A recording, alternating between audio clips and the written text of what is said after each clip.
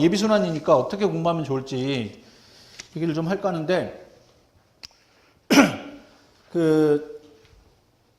아까 시작할 때 제가 얘기했는데, 여러분들이 내년에 6월 달에 천상은 시험 보러 가서 2차 시험장에 가서 답안지를 쓸 거란 말이에요.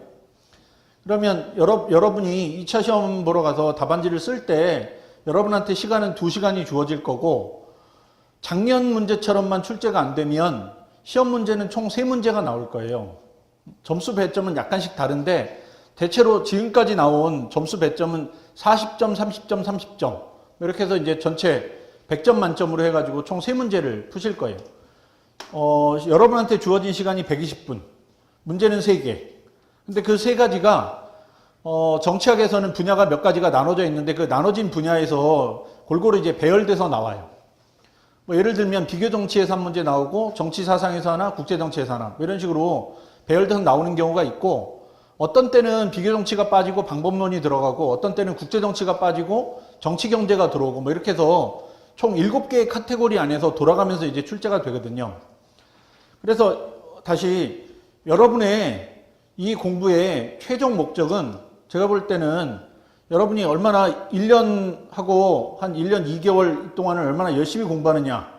그래서 여러분이 얼마나 좋은 성과를 내면서 스터디를 잘하고 그 다음에 모의고사를 잘 보고 그래서 꼼꼼하게 안 빠뜨리고 어떻게 공부를 잘했냐. 이런 건 중요한 문제는 아니고, 내년에 6월 달에 여러분이 시험장 갔는데 문제를 3문제를 만났는데 3문제를 대략은 다 한 번쯤은 다뤄본 문제여야 되고, 그래서 모르는 문제를 만날 확률을 줄여야 되고, 그 다음에 문제를 만났을 때 출제자가 왜 이런 문제를 만들었는지 여러분이 정확하게 알아서, 당신이 좋은 질문을 했으니까 나도 이거에 준비 많이 했으니까 내가 좋은 답을 갖고 있음, 이걸 보여주면서 글을 써야 돼.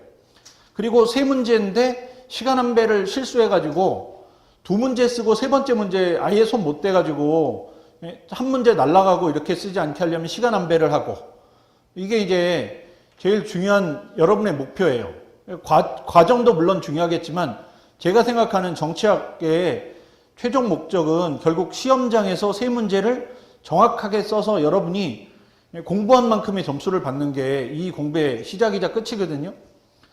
그러면 관점을 뭘로 싹 바꿔야 되냐면, 여러분이 정치학 공부를 어떻게 할 거냐, 얼마나 많은 책을 읽고 어떻게 이걸 이해하고 그 다음에 어떤 분야들을 좀 더 세밀하게 공부하고, 이런 건 다음 문제고, 제일 중요한 건 그래서 채점하는 사람들이 정치학자인데 이 사람들한테 마음에 들게 할 만한 글을 어떻게 쓸까.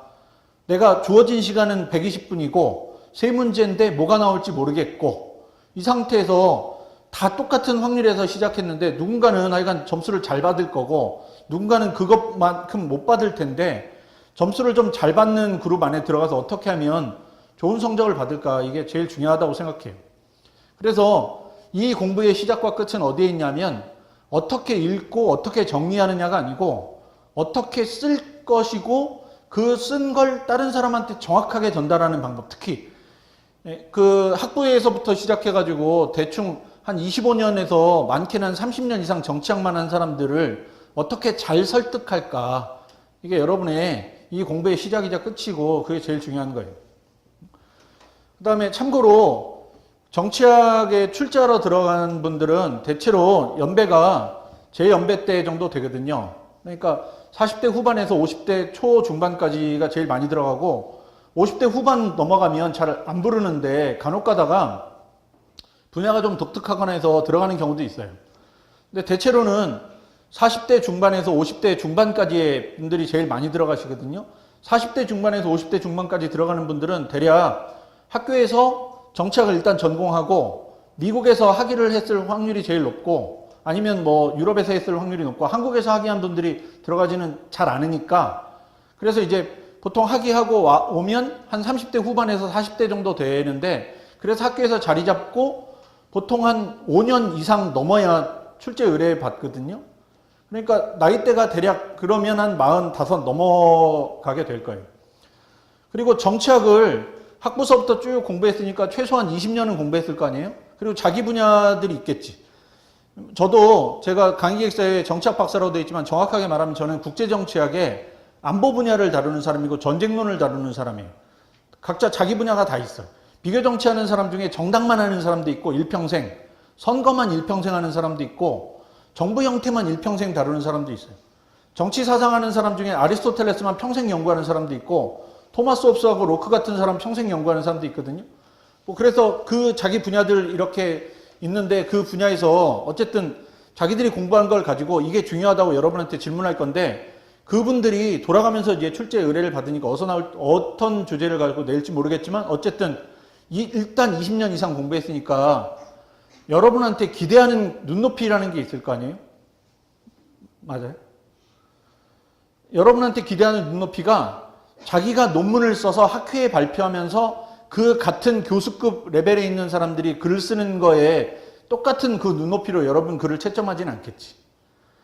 그렇다고 학교에서 자기가 가르친 제자들한테 학교에서 가르치고 좀 나쁘게 말하면 약간 대충 가르치고 그 다음에 대략 좋게 사이 좋은 관계로 해서 한 학기 끝내고 이렇게 되는데 그렇게 해서 좀 가르친 다음에 그걸 가지고 평가하는 기준보다는 눈높이가 높을 거예요. 왜냐하면 학교에서 가르치는 건 자기가 가르친 거에서만 내는데 여러분이 보는 시험은 어느 학교인지 모르고 그 다음에 전공이 뭔지 모르고 자기 수업을 안 들었을 가능성이 어마어마하게 높은 사람들을 대상으로 이제 채점을 해야 되니까 그래서 기준은 학부 수준보다는 좀 높고 대신에 자기 클래스에 교수 수준보다는 좀 낮을 거라고 생각하고 이제 채점을 할 거 아니에요? 그러면 그 기준 안에서도 스펙트럼이 좀 나눠질 거 아니에요? 대략은 한 5%가 굉장히 점수를 잘 받아요. 그 다음에 한 10%대까지 점수를 잘 주고 30%대가 있고 50%대 있고 이제 그 나머지가 있거든요.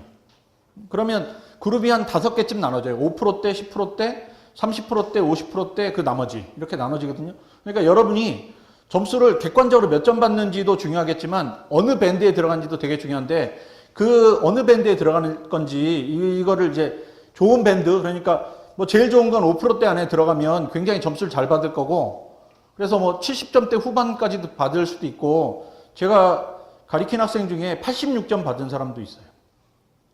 그 정도 받으면 다른 과목에서 꽈락 안 하면 아마 뭐 대체로 무난하게 점수 받으면 수석할 거고 요즘에 경제학처럼 막 90점씩 그렇게 점수 막 높여만 주지 않는다 그러면 어쨌든 정치학에서도 그 정도 받는 케이스들도 있거든요. 거의 80점에 육박하게 받는 경우도 있으니까 여러분들도 밴드에 좀 높은 밴드에 올라가려면 우리의 공부의 지향점을 어디에 둬야 되냐면 어떤 사람이 글을 보고 어떤 사람이 평가하고 그 사람들의 기준이 뭐고 그 사람들 눈높이에 어떻게 맞추면 좋은 글이 될까 여기에 맞춰가지고 공부하는 게 수험적으로는 옳다고 생각해요.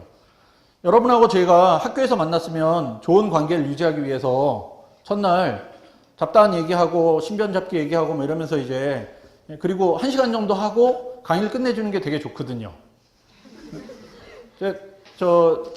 학교 가서 강의할 때 학원처럼 강의했다가 제 주변 사람들한테 이제 약간 쿠사리를 좀 들었는데 왜 그렇게 하냐고. 근데 학교에서는 좋은 관계를 위해서는 그렇게 해야 되는데 지금 우리는 좋은 관계가 중요한 게 아니고 물론 좋은 관계도 중요하지만 나쁜 관계를 만들면서 공부할 필요는 없으니까 좋은 관계도 중요하겠지만 어쨌든 결과가 되게 중요하다고 생각하고요. 그래서 효율적으로 공부하는 게 되게 중요한 것 같고요. 그래서 전략적으로 좀 얘기를 할 생각인데 여러분이 답안을 만들 거잖아요. 그러니까 정착책을 얼마나 많이 읽느냐는 중요하지 않고 그걸 가지고 어떻게 이제 답안지를 만드느냐가 중요한데 이게 정확한 통계는 아닌데 대략적 통계에 따르면 책을 보통 100권 읽잖아요. 100권 읽으면 그 읽은 100개 중에 기억에 남는 게 20권 정도 분량 정도 돼요. 그러니까 20%가 살아남아요. 근데 그걸 글로 만들 수 있는 건 2권 정도 남아요. 그러니까 2% 정도가 여러분이 글로 쓸 수 있는 글감이 되거든요. 이게 일반적으로 공부하는 사람들이 일반적으로 공부하는 사람들의 이제 공부 정도 그리고 이제 정리하는 정도, 글 쓰는 정도인데 여러분은 책 100권 읽어갖고 2권 남기면 만약에 그렇게 공부한다고 치면 정책은 너무 많이 읽어야 되고 너무 많이 공부해야 되거든요. 그러니까 이걸 조금 줄이려면 어떻게 자세를 좀 바꿔야 되냐면 그래서 내가 이걸 읽었는데 시험장에서 쓸 건지 안 쓸 건지, 시험에 안 나올 것 같으면 읽을 필요가 일단 없을 거고, 그 다음에 시험에 나올 것 같으면 꼼꼼하게 읽어야 될 거고, 아까 얘기했지만 읽어서 끝나는 게 아니고 이걸로 내가 글을 만들 수 있을까? 만들려면 잘 만들 수 있을까? 이렇게 관점을 좀 전환해서 공부를 좀 해야 되니까 그게 일단 이 오늘 하는 얘기 중에 제일 중요한 얘기고요. 그래서 오리엔테이션 자료 잠깐 보시면 예비순환의 목표에서 일단 제일 중요한 건 기초를 만드는데 그중에 아까 얘기했지만 잘 쓰고 좋은 글을 만들려면 범위 획정이 일단 제일 중요한 것 같아요. 어디까지 하고 어디 안 할 건지를 정해야 돼요. 그래야 고통을 좀 덜 받아요. 그 다음에 두 번째는 정치학 논쟁 사항들의 쟁점을 좀 파악할 필요가 있겠고, 세 번째는 이론과 개념들을 좀 정리해야 되는데 조금 있으면 이제 한 달 반 정도 지나고 나면 2차 시험이 있잖아요, 정치학. 근데 올해는 2019년 올해는 선거가 없는 해예요. 여러분들은 내년에 시험 보는데 내년에는 일단 21대 총선이 있어요. 그게 언제 있냐면 4월 달에 있어요. 그리고 4월 달에 선거를 하면 결과가 다음 날이면 나오고 분석은 일주일 안에 다 끝나요. 대신 논문은 천천히 나오지만 분석은 일주일 안에 다 끝나거든요. 그러니까 여러분이 내년에 시험 보는 6월 말이면 이미 21대 총선에서 나타나는 특이한 사항들이나 이런 것들은 싹 분석이 됐겠지. 그래서 여러분한테 비교정치학 하는 사람이 출제하러 들어가면 가장 확률 높은 주제는 내년 총선. 그 중에 나타나는 특이한 결과. 예를 들면 우리가 지금 다당제로 정당이 운영되고 있는데 갑자기 선거 직전에 정당 연합을 해갖고 양당제로 다시 귀결된다. 그러면 이걸 어떻게 볼 거냐. 뭐 이런 주제가 내년 시험에 가장 유력한 주제가 될 거 아니에요. 그래서 다시 범위 설정하고 그 다음에 정해야 될 게 뭐냐면 이런 주제가 나올 거라고 예상하면 그 주제의 어느 부분으로 출제자가 시험 문제를 만들 것 같은지, 그래서 내가 좀 더 구체적인 글감을 찾으려면 어느 부분에 맞춰서 글감을 찾아야 되는지, 이거 공부하는 게 이제 두 번째 얘기가 되겠죠. 그래서 아까도 얘기했지만 확률을 높이는 게 되게 중요할 것 같은데, 그렇게 보면 내년에 비교정치는 좀 선거가 있는 애니까 좀 수월하게 가실 거고, 그리고 아마 비교정치가 빠짐없이 나오니까 내년에는 한 문제는 일단 수월하게 갈 거고 나머지 두 개를 잘 맞추면 될 거 아니에요. 국제정치가 나올지 사상이 나올지 정치경제가 나올지 모르겠지만 어쨌든 올해보다는 비교정치가 좀 수월하게 나올 거고, 올해는 선거가 없는 해라서 6월 달에 이제 시험 봐야지 알겠지만 그래도 제일 유력한 주제는 개헌을 좀 해야 되는데, 개헌을 하려면 우리나라에서 제일 중요한 주제가 정부 형태를 뭘로 바꿀 거냐 하는 건데 그게 1순위. 그 다음에 두 번째가 연동형 비례대표제가 지금 계속 발목을 잡고 있는데 연동형 비례대표제가 정확하게 뭔지, 그게 2순위. 그 다음에 그 몇몇 학자들이 실증 분석한 거에 따르면 대체로 민주주의 국가가 민주주의를 계속 유지 못하는 경우들이 있는데, 민주주의가 유지 못하는 경우들은 대체로 어떤 경우에 민주주의가 유지가 안 되냐면 대통령제하고 다당제가 결합되면 잘 안 돼요. 근데 한국은 1987년에 민주화된 다음에 대통령제, 다당제, 그러다가 잠깐 양당제를 갔다 최근에 다시 다당제가 됐어요. 2016년부터. 그래서 정부가 정책을 만들고 하는데 부담을 엄청 많이 줘요. 그러니까 이 주제가 세 번째, 정부 형태하고 정당 체계가 어떻게 배열되어 있는지, 뭐 이런 것들이 이제 중요한 주제가 되겠죠. 그래서 지금 오리엔테이션에 워밍업 하고 있는데 여러분이 공부할 게 일단 전체적으로 범위를 좀 잘라야 되고, 아까 얘기했지만 7개 카테고리가 있으니까 7개 카테고리를 전부 다 빠짐없이 하나씩 봐야 되고, 그 다음에 요즘에 안 나올 만한 주제들은 좀 과감하게 좀 버리고 나올 만한 주제에 좀 더 집중해서 공부하는 게 좀 필요하겠죠. 그 다음에 그 중에서도 제일 눈에 띄게 준비 많이 해야 되는 주제들이 있을 거 아니에요. 그래서 요즘에 아주 제일 핫한 주제들, 뭐 이런 주제들에 대해서는 정확하게 논점을 좀 알아야 되니까 그게 두 번째 할 일이고, 그 다음에 내년까지 계속 꾸준히 하셔야 될 일이 글을 쓸 때 글을 쓸 만한 글감들이 많아야 되는데 그 중에 제일 기본이 개념이에요. 개념. 아마 여러분이 법학 공부하시면서 많이 경험하셨을 텐데 법학 용어가 일상에서 안 쓰는 용어가 많아서 용어를 기억해야 되는 것도 어렵지만 그거를 다시 여러분 걸로 바꿔갖고 말하기가 되게 어려워. 그러니까 어느 정도 공부하고 나면 책을 읽는데 어렵진 않은데 그걸 가지고 다시 재구성해서 그걸 가지고 용어들을 정확하게 써가면서 글쓰기가 어렵거든요. 근데 정치학은 그것보다는 좀 수월하지만 그래도 정치학에서도 정치학만 쓰는 용어들이 있으니까 그걸 정확하게 구성해야 되니까 그 개념화 작업하는 게 세 번째. 됐죠? 그래서 뭐 세 가지가 있는데 그 중에 예비순환에서 여러분이 제일 집중해야 될 건 첫 번째 거. 범위 획정하는 게 제일 중요해요.